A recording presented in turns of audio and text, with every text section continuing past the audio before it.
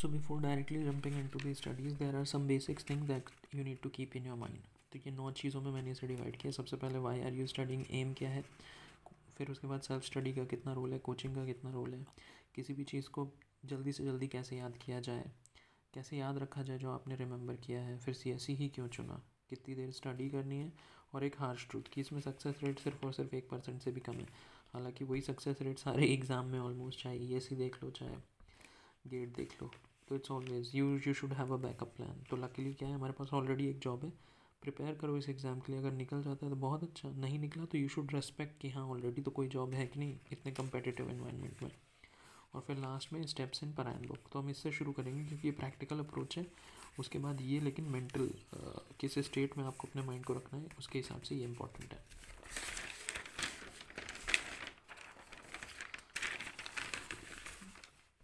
तो सबसे पहले जा जाते हैं स्टेप्स इन परायण बुक की. सबसे पहले हमको क्या करना है कि लेट्स अज्यूम आपने क्लासेस ज्वाइन कर ली दृष्टि की. ठीक है, तो दृष्टि की ज्वाइन करने के बाद लेट्स अज्यूम आज से कोई क्लास शुरू होती है या कल से कोई क्लास शुरू होती है. तो आपको सबसे पहले वो सब्जेक्ट पता चल गया कि कौन से सब्जेक्ट की वो क्लास है. तो सबसे पहले ये लोकेट कर लो कि वो GS1 में, GS2, GS3 या GS4 में. फिर उसके करस्पॉन्डिंग उसका जो भी सिलेबस है उस पर्टिकुलर सब्जेक्ट से करस्पॉन्डिंग परायण बुक के पहले पेज में उसका सिलेबस नोट कर लो. नेक्स्ट होना चाहिए क्या, अगले उसके बाद कुछ पेजेस आप छोड़ दो जिसमें कि आप क्या करोगे, प्रीवियस ईयर क्वेश्चंस लिखोगे प्रीलिम्स और मेंस के जो कि उस टॉपिक पे से आए हुए हैं. देन उसके बाद तीसरी चीज़ क्या है, तीसरी चीज़ हो जाएगी अब जो ये क्वेश्चंस हैं इसको आप लास्ट में भी लिख सकते हो, पहले भी कुछ पेजेस छोड़ सकते हो. देन अगली चीज़ हो जाएगी प्लान. इससे पहले कि आप परायण बुक में कुछ लिखो आपको सब्जेक्ट सबसे पहले ये डिसाइड करना है, प्लान करना है कि मैं फ़िनिश कैसे करूँगा इस पूरे सब्जेक्ट को. तो उसको फिनिश करने का ये तरीका है कि आप पहले सब्जेक्ट देख लो, उसमें ये देख लो कि कितने चैप्टर्स हैं, फिर ये देख लो कि किस चैप्टर को मैं कितना टाइम दूंगा. अब ये फिनिश हो गया, फिर उसके बाद एक चैप्टर को उठाया जो चैप्टर चल रहा है, उस चैप्टर को देख लो कि इस चैप्टर में कितने टॉपिक हैं और इस चैप्टर को फिनिश करने में मैं कितना टाइम लगाऊंगा. तो टाइम बेस्ड स्टडी कर लेना. ठीक है, उसके बाद क्या है, फिर एक वो गेम तो आप खेलते ही हो कि हम एक चैप्टर फिनिश करेंगे फिर 5 मिनट का रेस्ट लेंगे, फिर एक चैप्टर फिनिश करेंगे 5 मिनट का रेस्ट लेंगे. तो वैसा तो आप हमेशा ही कर सकते हो. एनीवे आपने प्लान कर लिया. अब यहाँ से आपका काम शुरू होता है कि सबसे पहले क्या है, आपको नोट्स एक फिक्स पैटर्न में बनाने हैं. तो उसमें सबसे पहली चीज़ है क्या, उस चैप्टर की फ्री बॉडी डायग्राम बना लो. उस चैप्टर का फ्री बॉडी डायग्राम बनाने से ये है कि एक स्टोरी बन जाती है पूरे चैप्टर की, और आपको ये पता है कि फिर उस चैप्टर में मतलब एक मेन तैयार हो गया, एक ट्रंक तैयार हो गया. अब तो इसके बाद डिटेलिंग है, बाकी एक फ्रेमवर्क आपको पता चल जाता है फ्री बॉडी डायग्राम से कि इस चैप्टर में होगा क्या. उसके बाद तो बस डिटेल्स याद रखनी है. ठीक है, फॉर एग्जांपल ट्रंक और ब्रांचेस आपको पता चल गई, उसके बाद तो leaves just form as details as Elon Musk says. तो पहले फ्री बॉडी डायग्राम हो गया, फिर मैं एक स्पेसिफिक पैटर्न को फॉलो करूँगा जब मैं नोट्स बनाऊँगा. पहला क्या है, डेट, और दूसरा है PSW.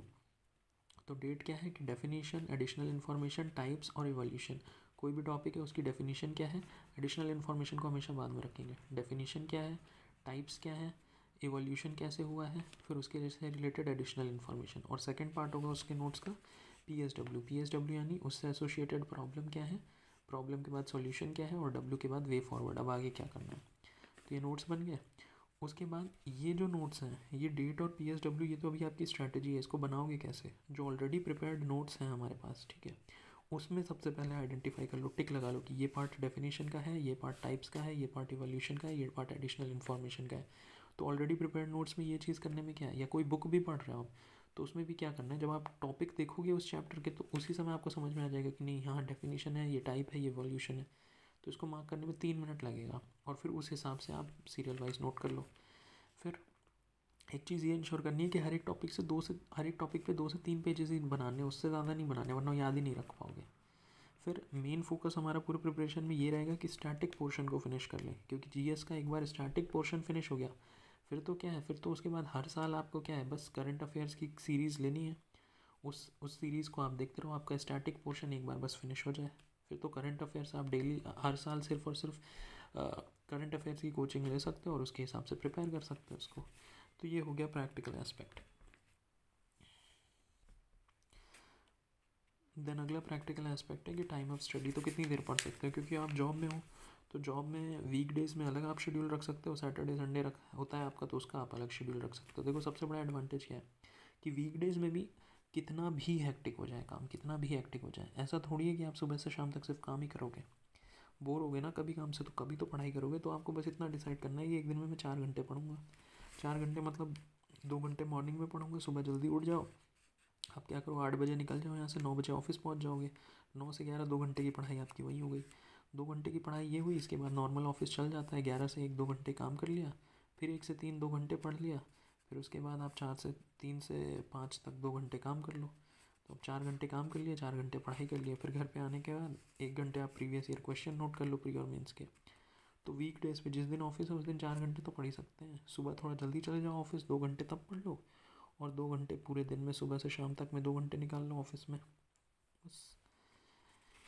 फिर शाम में आके 1 घंटे प्रीवियस ईयर क्वेश्चन लिख लिया। सैटरडे संडे जो है ये आपका है, इसमें आप 6 घंटे की स्टडी कर लो। मॉर्निंग में उठ के 9 से 11 पढ़ लिया 2 घंटे, फिर उसके बाद 11 से 12 1 घंटे कोई टीवी सीरीज़ देख ली, फिर 12 से 2 2 घंटे पढ़ लिया, फिर 2 से 3 क्या कर लिया, कोई एक टीवी सीरीज़ देख ली खाते हुए, फिर 3 से 5 2 घंटे पढ़ लिया, फिर शाम में टीवी सीरीज़ देख ली। तो ऐसे 6 घंटे मैनेज करना बहुत मुश्किल नहीं है, हो जाएगा। तो टाइम ऑफ स्टडी हो गया। अगली चीज़ ये है कि सिविल सर्विसेज एग्जामिनेशन ही क्यों। तो देखो एक चीज़ ये है कि मैंने ऑलरेडी मेरा पास्ट जो है मुझे लगता है रिकॉर्ड ठीक ठाक रहा है। मैंने कॉलेज में ऑलरेडी प्लेसमेंट ले लिया था वीटेक वीए बैग में 2016 में। फिर उसके बाद 2017 में मेरा गेट एग्ज़ाम क्लियर हो गया। 2017 के बाद इसी टाइम पे फिर 2018 में मैंने इंजीनियरिंग सर्विसेज ज्वाइन कर लिया। 2018 के बाद से चीज़ें थोड़ी आगे पीछे हो गई हैं, ठीक है, क्योंकि 29 में I prepared for civil services. 2020 में मैंने उसका एग्ज़ाम दे दिया, क्या कहता है, इंजीनियरिंग सर्विस का। फिर एक बार वो चीज़ हो गई तो उसके बाद जो मेरा 2021 है वो मोस्टली इसी में चला गया, फीमेल इंटरेक्शन में।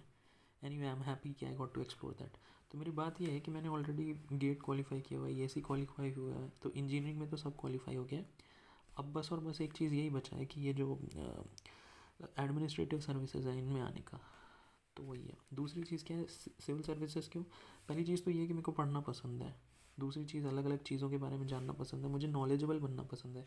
मुझे ये चीज़ सही लगती है कि कोई किसी भी टॉपिक के बारे में पूछे उस पर मेरे पास स्टैंडर्ड आंसर होने चाहिए, कि रीजनलिज्म क्या होता है, कास्ट सिस्टम इंडिया का कैसा है, तो इन पर स्टैंडर्ड मेरे पास कुछ होना चाहिए, जो कि एग्जैक्टली यही करना है। दूसरी बात मेरे मन में ये बहुत रहता है कि मुझे न्यूज़पेपर पढ़ना है, ठीक है। फिर मुझे लिखना काफ़ी पसंद है, तो ये आंसर राइटिंग में मदद कर सकता है। मेरे पास कैटेगरी है ही which makes it easier, relatively easier for me to crack the exam, क्योंकि मेरा कॉम्पिटिशन से मेरी कैटेगरी में ही है।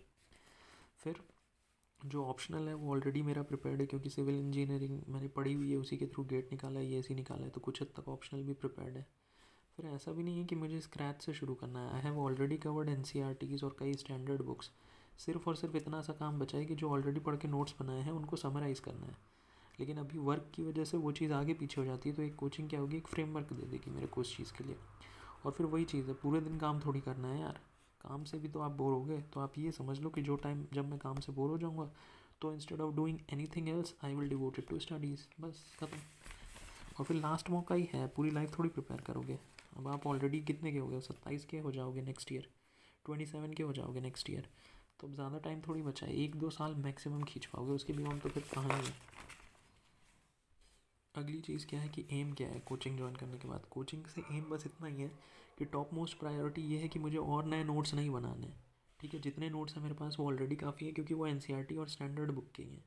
सिर्फ और सिर्फ पूरा एम इतना है कि जो ऑलरेडी पढ़ा हुआ है उसको समराइज़ करके एक परायण बुक में लिख लो। और परायण बुक में बहुत ज़्यादा ज़रूरी नहीं है कि एक पर्टिकुलर पैटर्न को फॉलो करना, आप सीधा सीधा भी लिख लोगे, जैसा कि आपने गेट के टाइम पे किया था, और बस उसको रिवाइज़ करते रहोगे। परायण बुक का एडवांटेज ये है कि वो कंसाइज हो जाएगा, छोटा सा हो जाएगा, एक ऐसे फॉर्म में बन जाएगा कि जो कि 3 घंटे में रिवाइज हो जाए। That's the whole point. फिर उसके बाद अगली चीज़ क्या है, न्यू थिंग्स, नई चीज़ें सिर्फ उन टॉपिक के लिए पढ़नी है जो टॉपिक आपने ऑलरेडी कवर नहीं किए हैं। उसमें अगर ऐसा हो तो क्लास में अगर कुछ बताया जा रहा है तो आप नोट्स बना सकते हो या उसके लिए नया मटेरियल ले सकते हो। लेकिन जिस मटेरियल पे आपने ऑलरेडी बना लिए हैं नोट्स, उस पर कोई सेंस नहीं है कि आप फिर से उस पर और नए नोट्स बना लो, फिर और इकट्ठा हो जाएगा, रिवाइज़ कर नहीं पाओगे। देन पूरी प्रायोरिटी ये है कि कोचिंग में अगर कोई एक सब्जेक्ट शुरू होता है और शुरू होने के बाद वो ख़त्म हुआ है, तो उस सब्जेक्ट के अंत तक आपके पास उस सब्जेक्ट की एक परायण बुक होनी चाहिए, बस इतना एम है। वो जैसे जैसे सब्जेक्ट ख़त्म कराते चल जाए वैसे वैसे आपकी परायण बुक तैयार होती चल जाए, तो परायण बुक खरीद लेना। अब अगली चीज़ है blend of self study and coaching. देखो कोचिंग लिए, कोचिंग की एक क्लास कितनी चलेगी, 3 घंटे या फिर 2.5 घंटे। तो अगर आप वर्क करते हुए 3 घंटे टाइम आपने कोचिंग में दे दिया, तो सेल्फ स्टडी कब करोगे। और 3 घंटे आप कोचिंग का देखोगे तो उससे सिर्फ और सिर्फ नोट्स ही तो बने, फिर वो याद नहीं हो पाएगा। तो नोट क्लास उसकी देखना वो सेकंड है, सेकंड प्रायोरिटी है। फर्स्ट प्रायोरिटी है कि आपको बस ये देखना है कि आज इस टॉपिक पे क्लास होगी, उस टॉपिक से एसोसिएटेड जहाँ पे भी आपने नोट्स बनाए हैं उनको आप पारायण बुक में कंसाइज करके लिख लो, और बाद में फिर 2x स्पीड पे भले ही वो वीडियो चला लेना। तो वो वीडियो एक बार के लिए मिस हो जाए चलेगा, लेकिन वो शेड्यूल नहीं मिस होना चाहिए। जिस दिन जो चीज़ पढ़ाया जा रहा है उसी दिन वो चीज़ ख़त्म करनी है, आपको अपने नोट से निकाल के पारायण बुक में लिखना है, ये इंपॉर्टेंट है, ठीक है। वरना क्लास तो आप करते ही जाओगे 3 घंटे, उसमें क्या है, बैठ के सुन लोगे, कुछ लिख लोगे, फिर वो याद नहीं रहेगा। अगली चीज़ क्या है फिर, पर्पज़ ऑफ कोचिंग। कोचिंग का पर्पज़ ये है कि वो बेसिकली आपको सिर्फ और सिर्फ एक शेड्यूल दे देगा।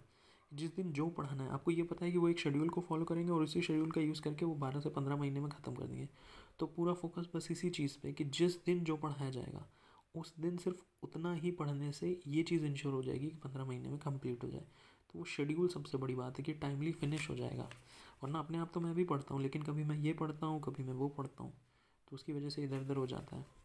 सेकेंड चीज़ ये है कि टीचर आपको मोटिवेट करते हैं। It is very motivating to hear lectures of B Singh sir या विकास द्विवेदी सर, तो इनके लेक्चर सुन लो बीच में, it motivates you to a lot of extent. Coaching का रोल सिर्फ और सिर्फ 20% है, वो बेसिकली कंसाइज कर देंगे जो चीज़ आपको पढ़नी है, एक जगह आपको टेस्ट सीरीज दे देंगे, आपको मोटिवेट कर देंगे, बट इट इज़ ओनली 20%। 80% मेहनत आप ही को करनी है। एक तरीका ये हो सकता है कि आप कोचिंग दृष्टि से ले लो, लेकिन मटेरियल विजन IAS का ले लो, क्योंकि विजन IAS के मटेरियल में एडवांटेज ये है कि वो बड़ा प्रॉपर वे में उसको देते हैं, डेफिनेशन, इम्पैक्ट, इफेक्ट, इस तरह करके, ठीक है।